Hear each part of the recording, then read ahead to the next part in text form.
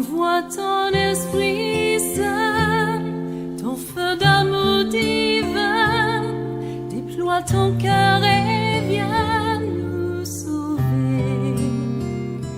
Délivre-nous de nous, délivre-nous de tout, ceux qui refusent en nous de t'aimer. Du sang de ton agneau, déverse en nous le flot des abondantes eaux de ton pardon. Viens inonder nos vies, restaure-nous, guéris ton Église.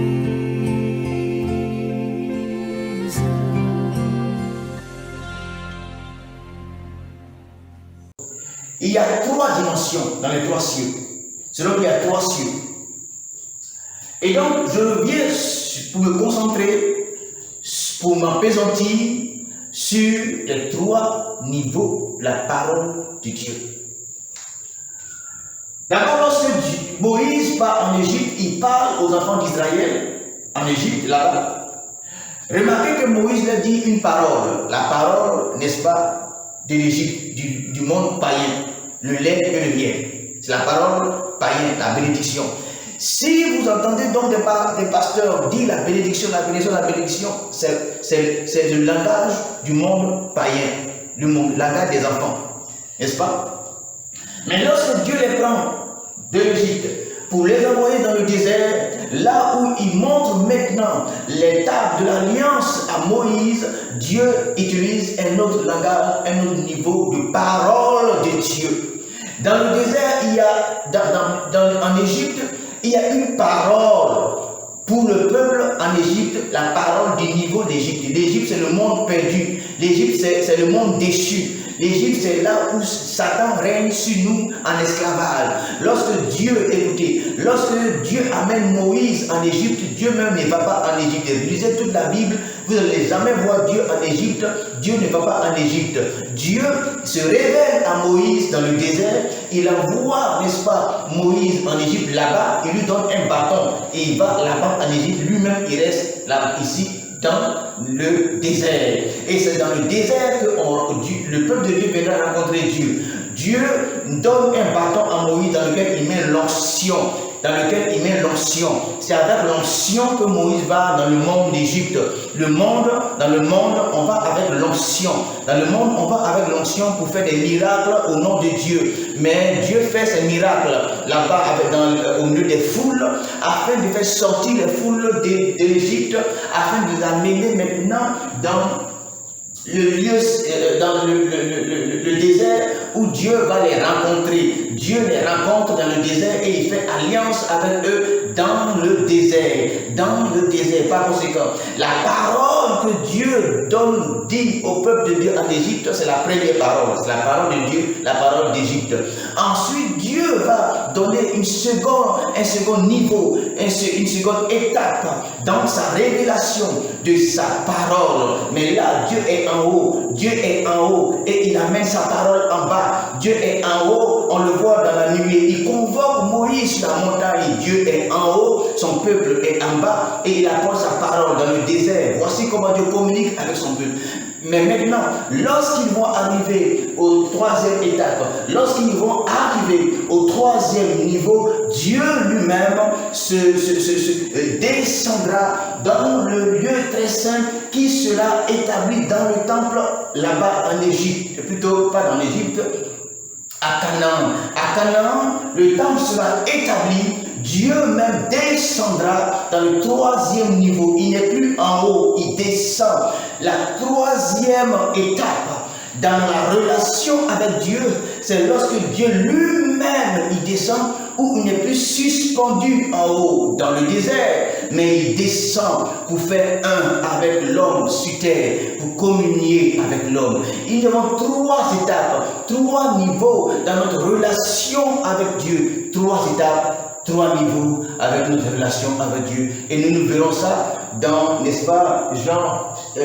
verset 4, je crois. Nous allons parler amplement de cela. Ce que je voudrais dire, Dans le tabernacle également, vous verrez que dans le parvis, il y a des instructions de Dieu. Dieu a parlé à Moïse. Si vous lisez Exode 25, 26, Dieu va parler de beaucoup de choses.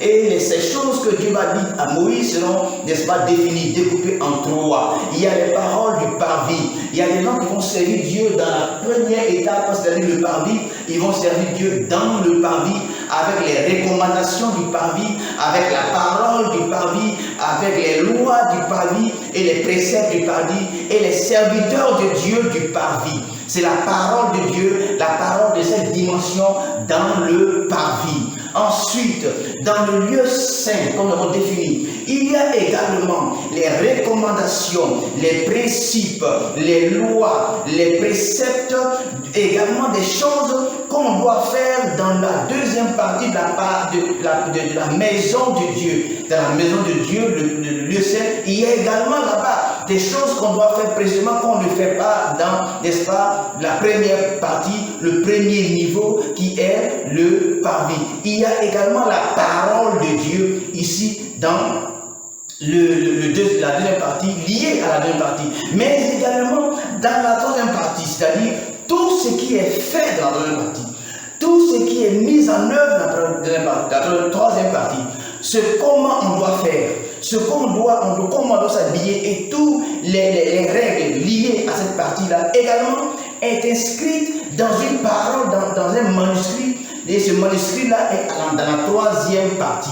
Dans la troisième partie. Et donc vous verrez qu'il y a la parole de Dieu de la première partie, premier niveau, la parole de Dieu du deuxième niveau et la parole de Dieu du troisième niveau. Sinon il est dit dans Romains 12, n'est-ce pas, d'être par le mouvement de l'esprit afin de dire la parole de Dieu, bonne, agréable et parfaite. Parvis, la parole bonne. Lieu saint, la parole agréable. Lieu très saint, la parole parfaite. La parole de Dieu à trois étapes. La parole de Dieu à trois niveaux.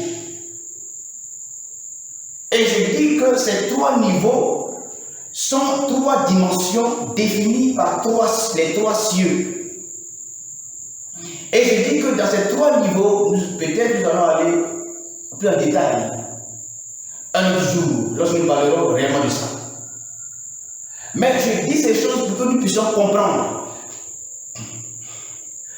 que l'ancienne alliance, le tabernacle, c'est une révélation d'aujourd'hui. C'est-à-dire, les trois parties du tabernacle sont des réalités que les pasteurs doivent comprendre. Ce ne sont pas des choses mystiques, ce sont des choses spirituelles. Si un pasteur ne comprend pas que ça là, on ne bosse pas ça, c'est-à-dire, je veux dire, le tabernacle, c'est une réalité que Dieu a dit à Moïse de faire dans l'Ancien Testament. L'apôtre Paul nous dit que les choses de l'Ancien Testament sont d'une pédagogie pour nous amener à comprendre les réalités. Si tu ne comprends pas ces réalités-là, c'est que tu es aveugle. Tu es aveugle. C'est pourquoi nous parlons de ces choses-là. Jésus dit, il n'est pas venu pour abolir, mettre fin à l'ancienne alliance. Mais il est venu pour la révéler. Il est venu pour l'accomplir. C'est-à-dire que quand Jésus vient, il se met au milieu de la Bible. Il se met entre l'Ancien Testament et le Nouveau. Et il dit, toutes les choses de l'Ancien Testament qui passent par lui, ça sort différent ici. C'est-à-dire, le tabernacle de l'Ancien Testament doit passer en Christ, ça devient quoi ici? Il faut connaître. Chrétien, tu dois connaître ça. Pasteur, tu dois connaître ça. Sinon, tu es perdu, tu es non perdu si tu ne connais pas ça. Et c'est de ça que je suis en train de parler. C'est-à-dire, l'œuvre à laquelle Christ nous appelle. Il nous appelle à un monde nouveau que nous devons connaître par la révélation de la parole de Dieu. Aujourd'hui, je parle du tabernacle qui est une réalité, qui était une réalité autrefois, qui était inimable. elle va passer en Christ pour s'accomplir aujourd'hui. Ça veut dire quoi? Le tabernacle veut dire quoi? Comme par exemple, je donne encore un autre exemple. Un exemple têtu. Pourquoi? Parce que c'est une question d'argent. La dîme. Dans l'Ancien Testament, on appelait ça la dîme. La dîme, tout ce qui est, je dis bien tout ce qui est dans l'Ancien Testament, doit passer par Jésus. C'est comme une entreprise, c'est comme une usine. Le moteur principal s'appelle Jésus. Donc, dans l'Ancien Testament, c'est la matière première. On va chercher la matière première. Donc, l'appareil même, le moteur même, la machine même dans l'usine, c'est Jésus. Donc, la matière première, l'Ancien Testament, la dîme, le tabernacle, le lieu saint, le lieu très saint, tout ça, le parvis, les habits sacerdotaux là, c'est une réalité. C'est inutile de prendre des gros boubous et de se promener avec des trucs là. C'est inutile. Pourquoi? Si tu ne sais pas réaliser, c'est-à-dire manifester les choses du Testament, c'est que tu n'as pas encore perçu les choses. C'est-à-dire tout ce que les sacrificateurs portaient physiques, ce sont des réalités spirituelles, mais matérialisées au plan physique. Ces choses, c'est-à-dire aujourd'hui, on ne porte plus de gros boubous pour se promener dans l'œuvre de Dieu. Pourquoi? Parce que ces choses que ces gens portaient dans l'Ancien Testament sont des réalités spirituelles. Mais hier, c'était l'Ancien Testament, c'était physique, c'était pas spirituel. Tout ce qui est dans l'Ancien Testament, c'est l'Égypte. L'Égypte, aujourd'hui, c'est le monde. Moïse, c'est Jésus. Toutes les choses de l'Ancien Testament, on doit connaître leurs manifestations, leurs réalisations aujourd'hui. Le Seigneur dit, mon peuple périt par manque de connaissance. Et si nous n'avons pas la réelle connaissance, la révélation de Dieu, nous allons périr par rapport à ce monde qui est un grand défi. C'est seulement la révélation de Dieu. Il ne suffit pas d'être chrétien seulement.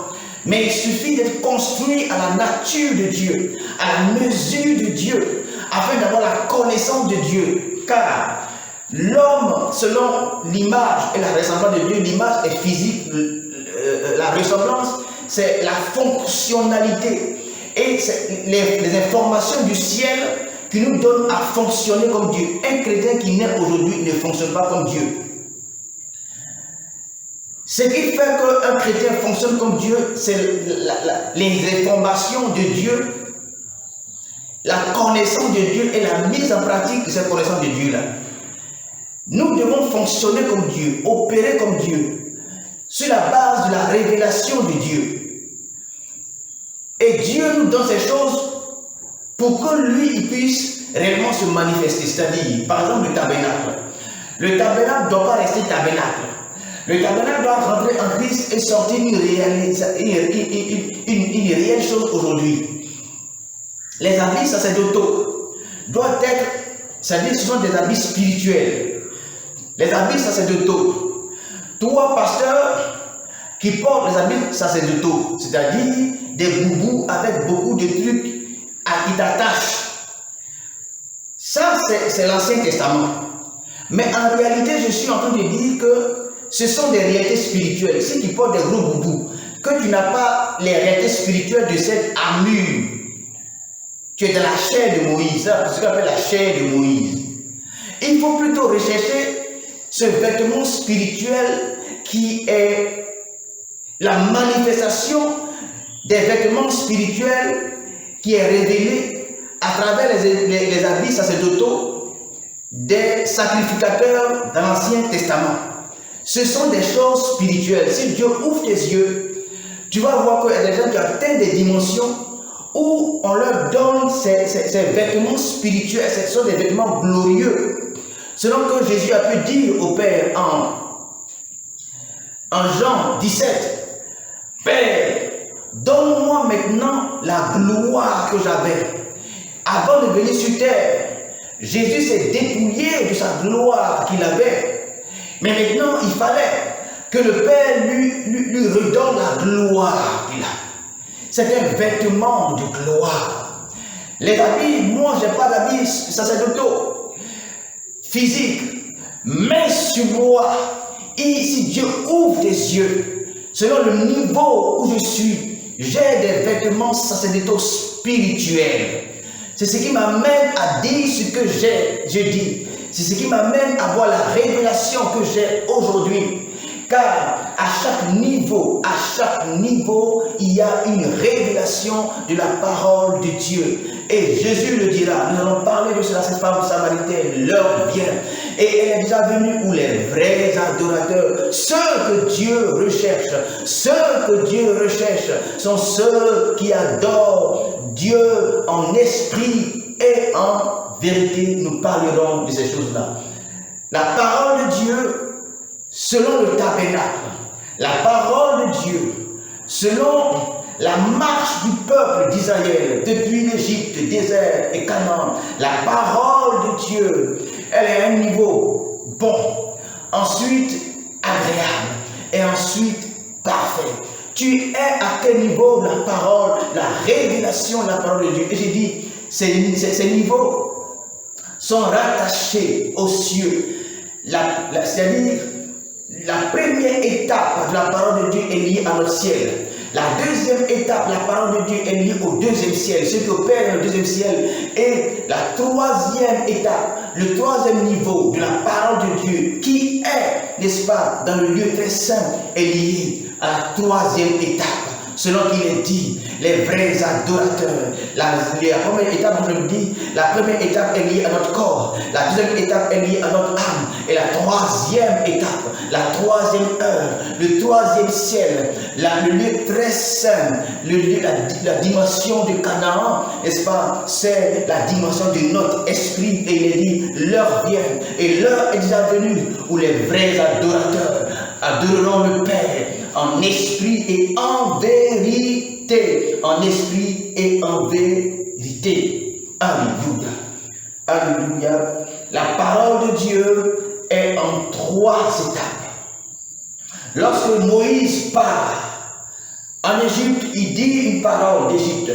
Le lait et le miel, la bénédiction, la prospérité, la parole des païens, la parole de ceux, ceux qu'on doit appâter, attirer. Cette parole ne construit pas. Alors lorsqu'ils sortent maintenant d'Égypte, n'est-ce pas, de cette parole, Dieu dit à Moïse de monter sur la montagne, de monter très haut, car Dieu veut lui donner une parole comme la parole d'en haut, la parole du royaume de Dieu. Moïse monte sur le Sinaï. Moïse fait 40 jours, 40 nuits d'abord pour se dépouiller afin que Dieu lui donne maintenant cette parole d'en haut qui n'est pas la parole, la première étape. Et ensuite, il lui donne des choses à faire à Canaan, des choses à faire à Canaan, la troisième dimension où le temple de Dieu sera établi, où Dieu descendra maintenant, Le désert, c'était Dieu suspendu. Le désert, c'était Dieu suspendu. Mais à Canaan, c'est Dieu en communion avec l'être humain. Ce sont les réalités spirituelles qui doivent s'accomplir aujourd'hui. L'heure vient où les vrais adorateurs adoreront Dieu en esprit et en vérité. La parole de Dieu est en 3 étapes. La parole de Dieu est en 3 étapes. Et les serviteurs de Dieu sont en 3 étapes. Les serviteurs qui opèrent dans le parvis, les serviteurs de Dieu qui opèrent dans le lieu saint, et les serviteurs de Dieu qui opèrent dans le lieu très saint. Les serviteurs de Dieu qui opèrent dans le lieu très saint. La parole de Dieu que nous prêchons ne prêchons pas tous les mêmes paroles. Nous ne prêcherons pas tous les mêmes paroles. Nous prêchons 3 différents niveaux de paroles. Et maintenant, nous sommes arrivés à une 3e dimension où les hommes doivent entendre d'autres paroles. Et je dis, je ne suis pas là pour répéter les paroles que les autres répètent. Je dirai les paroles que Dieu m'a dit, les paroles de mon niveau, les paroles de la 3e heure, les paroles de la 3e dimension. Je ne dirai pas ce que mon Père a dit, je dirai autre chose que j'ai entendu de Dieu, je dirai autre chose que j'ai entendu de Dieu. Et c'est un défi pour nous, un défi pour cette génération, c'est un défi pour nous, car Dieu, selon les paroles, un niveau de parole, que tu sois dans le tabernacle, n'est-ce pas? Je veux dire que tu sois dans le parvis, il y a une parole du parvis, une onction du parvis et les anges du parvis. Dans le lieu saint, il y a une parole du lieu saint, il y a une onction du lieu saint, il y a les dons du lieu saint, la démonstration du lieu saint et les opérations du lieu saint. Dans le lieu très saint, l'heure, n'est-ce pas, on essaie d'adorer Dieu en esprit en vérité. Il y a également les paroles du troisième niveau, les onctions du troisième niveau, les anges qui opèrent dans ce troisième niveau, que Dieu, n'est-ce pas, nous a donné. C'est pourquoi la foi vient de ce qu'on entend, et ce qu'on entend vient de la parole de Dieu. Alors, il y a une foi du premier niveau, la foi qui nous sauve, la foi de conversion, la foi n'est-ce pas, de la foule. Ensuite, il y a une foi du troisième niveau, la foi des disciples, n'est-ce pas, une foi du quatrième niveau, du troisième niveau plutôt, du troisième niveau, selon que ceux qui suivaient Christ, il y avait la foule, le premier niveau, la foule, ensuite deuxième niveau, les disciples, et troisième niveau, les apôtres. Il y a trois niveaux de la marche avec Dieu, selon la révélation, la parole de Dieu. Il y a trois niveaux avec la marche avec Dieu, selon la révélation, la parole de Dieu. Alléluia, frère, nous devons aller maintenant, n'est-ce pas, dans une troisième étape et nous parlerons, n'est-ce pas, encore de ces choses-là. Du sang de ton agneau.